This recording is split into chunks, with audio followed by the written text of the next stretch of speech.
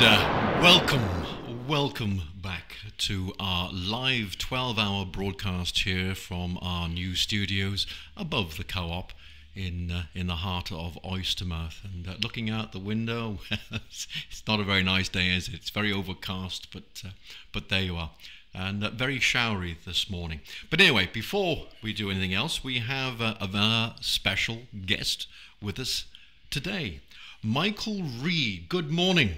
Yeah, good morning, everybody, and thanks for being here, Clive. Well, thank you very much for coming to see us. Now, I was saying earlier on that when I called into the More Green project the other day, you just happened to be there, and you and I got chatting, and this is the result of us having another chat here on air here at Radio Mumbles, and you're very welcome.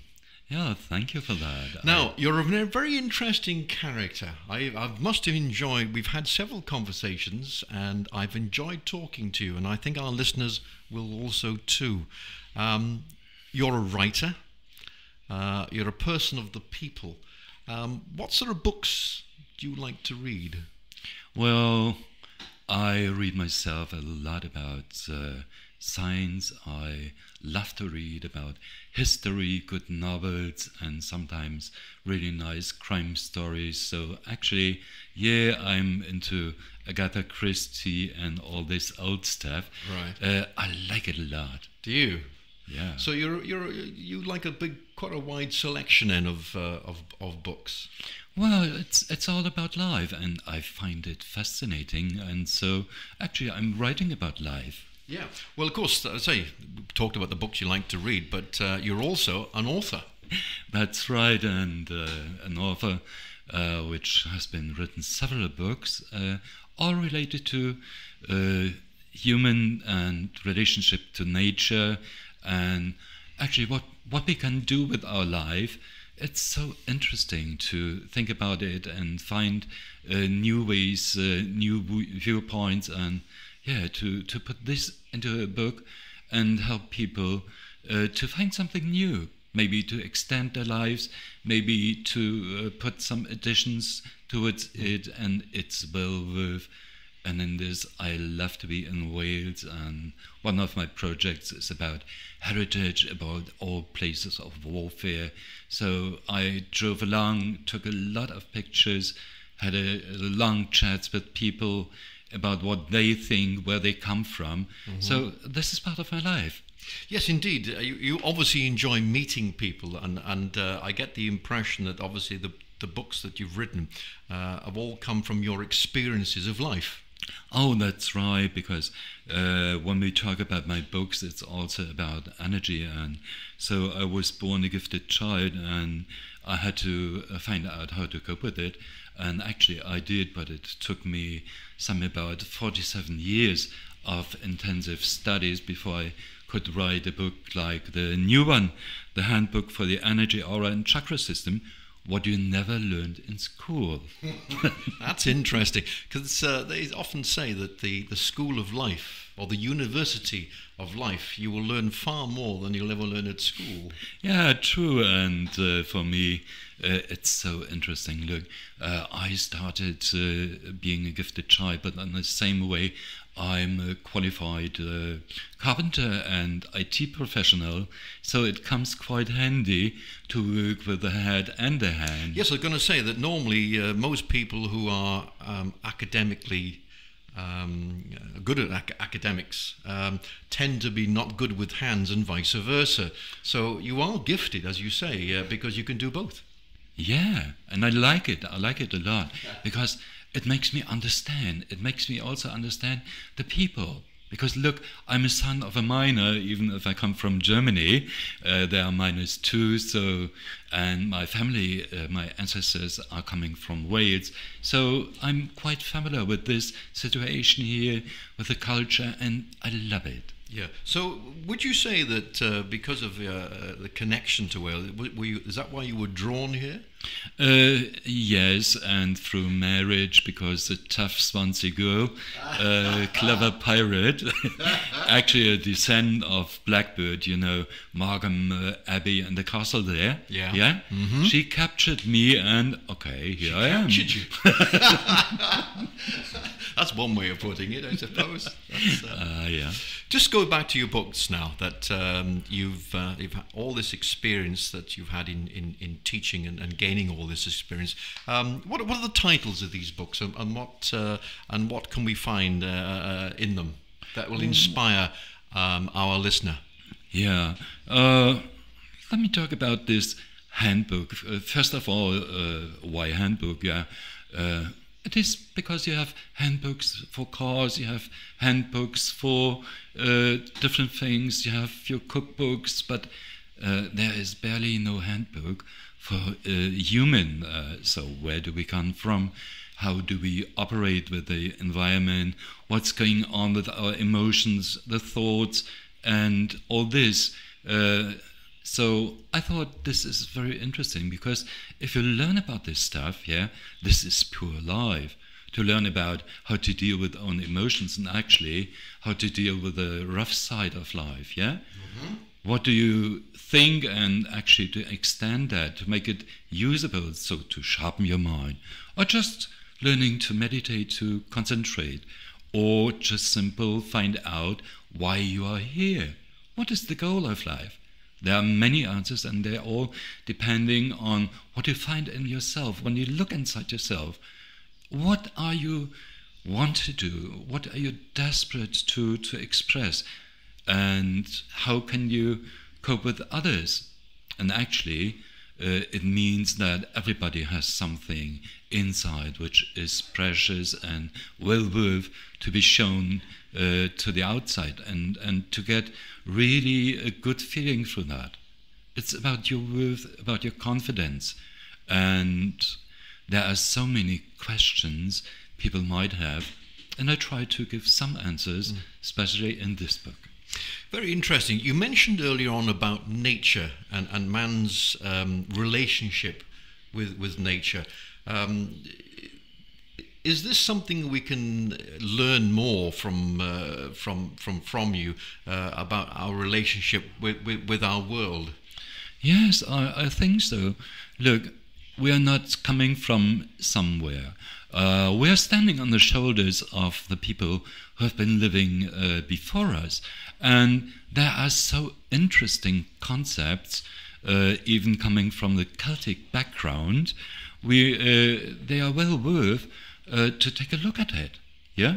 For example, community land. Everybody knows about community land, but there are still areas, even in the UK, for example, Lawn, where the 16-year-old got from the community land a piece to build on it and have it during their lifetime, and then it was given back. Mm-hmm. So this kind of things, or thinkings about, well, we should appreciate what is around us. So actually to go out and have a look and enjoy the beauty, but also feel the responsibility just to maintain and to have a good look about what we are doing and leaving behind. So this is why I'm fascinated by heritage. Yeah. Indeed, it's a heritage, as you say, with the Celtic world, particularly here in Wales, is very important. And this would lead us on to a project which you call Genesis, about getting a small holding and sustainable materials to become self-sufficient. This is interesting. Tell us a little bit more about that. Yeah, Project Genesis. First of all, actually I'm looking for an acre of land to buy it, to do this project. It's actually about when I want to write a book, and this will be an open book, so a free book, and I'm looking for funding for it. It's about surviving the future is the title. I think it's the best thing that I do what I want to write about. So I have my own experience, and being a carpenter comes quite handy. Yeah. Indeed. You're simply looking for an acre or two, preferably on the Gower Peninsula. Oh, would be fine because I love the Gower, and I love the Gower coastline. So, to be fair, I would really enjoy it, and then actually do some eco building using sustainable materials, test and check a little bit about energetic independency, so maybe water power or wind power. So this project then would be about what? Working the land? Yes. Coppicing the woodland? Yeah, it's something about growing vegetables. It is something about how to farm and actually to use old herbs. This knowledge about nature remedies has been driven down lately, and there is so extensive need for nature remedies. So to plant herbs, to say, okay, if you want to have herbs, so we share it. It's all about knowledge. It's all about sharing, and I'm looking forward to meet people who have this old knowledge, who really knows how to live from this land. Yeah, this is interesting because a lot of our old skills, particularly our woodwork skills, for instance, have gone. Yeah. Because we now live in a completely different world that we had many years ago. Yeah. And of course, wood was the basic building material. Well, look, as a carpenter, when I go in the shops today, furniture, it's awful. Look, when I do carpentry work, I guarantee you 200 years on a piece, yeah? Guess what happens? You would have to use a saw or a hammer or an axe to destroy it. So this is what we all need. We need something we can depend on, which is something substantial. Very interesting, very interesting. So, if there is anybody out there that has an acre or two that it's a possibility that could be used, Michael Reid would be certainly interested in purchasing this. Okay, this is so. What's for the future? You mentioned obviously this book. What can you predict? Do you think that's going to that our relationship with the land is going to be like in the near future, or perhaps only a few hundred years ahead of where we are today? Well, there are some. Is it possible to make predictions? It is somehow a little bit difficult. Look, actually, I work for people to prevent the worst, because I think if I can inspire people to think about their relationship and their role as caretakers for nature, we may change the course we are on. Actually, somebody said, okay, we are no best way to lose this planet, and I hope we can find another course. But in fact, if we are getting in trouble, we need networking between people. We need exchanging of knowledge. We need somewhere storage to find information, how to plant, how to grow crops, how to deal with illnesses or something else. We need simple workshop stations. So this will come in the new book, the open book, which is free to everybody. I'm looking just for funding. I call it the concept of the Ark-Stations.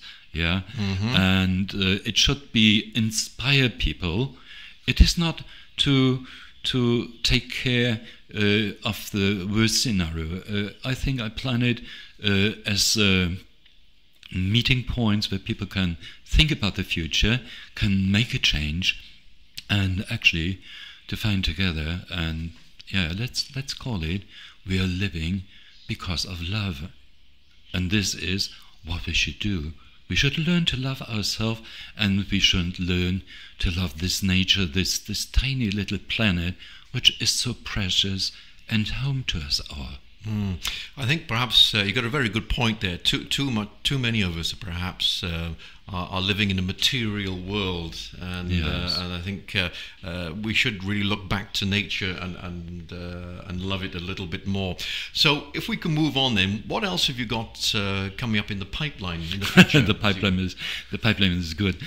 First of all, there are 2 books which has been published lately in German. I'm busy translating. It's a book about the secret energy of trees. That sounds interesting. Oh, it is. Trees are lovely. They're fascinating, huge beings, and we are actually people grown up in the woods. And when we look in the past, this whole area here was covered with wood. The first you would call sacred places were just places within the woods. So the wooden cathedral of our Celtic ancestors, you could call it. So the relationship between mankind and actually trees is a very old one. So I talk about fascinating stuff, but I also talk about how trees can affect us from the energetic. So how we can use trees. You know, if you're in trouble, sit down on the roots of a tree, you come down. How come this? Yeah. So I describe it. Very interesting. Now, the other note is that we've got on our crib sheet here the secret energies of house and indoor plants as well. Oh yeah, look, we are all using plants indoor, and we love it. But there is little knowledge about them and their energetic influence on people. We know, for instance, about homeopathic stuff, or we know about Bach flowers, but I took a closer look to the energies of those plants we use inside. So I describe not only what they do for you, but also describe how you can manage to keep them alive. So this is another thing of being a caretaker, not only using something. Yeah, it is. I mean, I don't know whether it's a relatively recent thing that human beings have been bringing something from the garden, as it were, or the woods, into our homes, because we all like plants in our homes. Oh yes, we all like flowers, so it's bringing in nature into our gardens, which obviously makes us feel better. Let's be honest. Well, it is something we take a little bit of the woods, we take a little bit of the jungle into our homes, and how to do it, and actually how to arrange something which is on a way pretty beautiful, and the other way has a healing aspect. Why shouldn't it come together? Indeed. Obviously, the healing plants have amazing healing qualities. It's true. And the other one, which you briefly mentioned earlier on in our talk, about power places and heritage of South Wales. Yeah, this is another thing. I already wrote a book about Styria, which is a county in Austria. A book like that with a lot of stunning photographs. I like to be a photographer as well. So actually I thought, okay, if you look around, there is something outside, and there are sites which are attracting you. You don't know for the first time why. Maybe it's an old church, or you find an old settlement, a standing stone, and there's a lot out there, sacred whales, and when you take a closer look, you find fascinating stories. Maybe how it came to be that the Celts met these Irish monks coming from Ireland in 560, the same time where the legends of King Arthur actually established, and some of them are places which are known, for example, the throne of Narberth or the castle of Narberth. Yeah? Or interesting stuff about people who has been inspired. So there has been people studying Hermetic stuff. So one of them, Paxton was his name, has built a stunning tower, the Paxton Tower, just opposite an old Celtic castle, which there are beautiful remains. So I write about this, and I hope to inspire people to have whether a nice time out or just to feel themselves what they can get from that. So yes. Very interesting, because I always find when I'm like you, I'm fascinated with history, of all periods of history. But I think generally, I don't know whether you agree with me, but I think generally we underestimate our forefathers, what they actually achieved. They were more sophisticated. The Celts were more sophisticated than I think we give them credit for. Well, one has to say two things. Yeah, I will mention two things.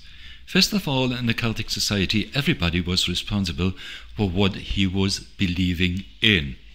So it was complete freedom of religion. Okay, people were coming together and doing some rituals like this fire Beltane and all the years equinoxes. But basically, nobody was about to tell them what they should believe. This is rather difficult in these times where religions are fighting against. And then the other part, imagine a person who is able to walk all over Europe and with a word could stop every war. Know what? We had that. We don't have it today, but this was a tradition of being a druid. So this is quite fascinating, and it came because people were fascinated by the knowledge, and those druids had a strong relationship to nature. So they were the one who were the wise one, not the one who were ruling, but everything was actually below these caretakers. And to have something like that, it would be fascinating. And it would be fascinating to have something like, okay, we go around and there is land, and, well, in all fairness, when I talk about who inhabits the world, who possesses the world, and I would say nobody and everybody. So we are in the role of caretakers. I have to do something for the future. Very, very, very true. I think none of us, you can't take it with you, as they say. You can't take it with you. So we have to look after things. So if somebody wants to go a little bit further in your books, how can they read one? Well, I had a thought about my email address, so and I came with a very, very long solution, but it's noticeable. It is the Books of Michael Reid.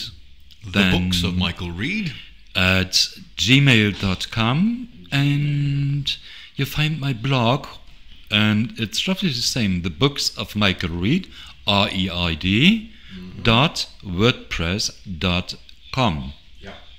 Just to emphasize, Reid is spelled R-I-E-D. Yeah, okay. I'm German, so sorry for that. Lots of ways to spell Reid, isn't there? Yeah, I have a telephone number, which is 0750. 0750. Yes. I'm writing this down as you speak. 061. 061. 3050. Right, so let me repeat that then. It's 07500 613050. Yeah, and look, this is my phone. I didn't. Now there's the beauty of live radio. You see that we've just given the phone number up, and somebody has answered it, or rather rang it, and it sounds more like you're selling ice cream there, Michael. Well, no, this is actually from my lovely wife, calling me from the shop. Right. Okay. Michael, thank you very much for coming into the studios of Radio Mumbles today. I did enjoy it a lot. Thank you for that. And I much enjoyed talking to you once again. And I hope you come and see us again soon. Well, this will be because if you like, I may do a radio show. Wow. And this would be about questions from people, about life, maybe having questions about how they can manage with things, or need a little bit of advice, and I would be quite glad to give it to you. You're on. you would be very, very welcome. So that's a bit of good news. So we're going to hear Michael Reid on the airwaves of Radio Mumbles sometime in the very, very near future. What an interesting man, don't you think? I'm sure you do. If you'd like to get in contact with us, it's Radio Mumbles, rather studio at radiomumbles.com, studio at radiomumbles.com, or you can give us a ring on 36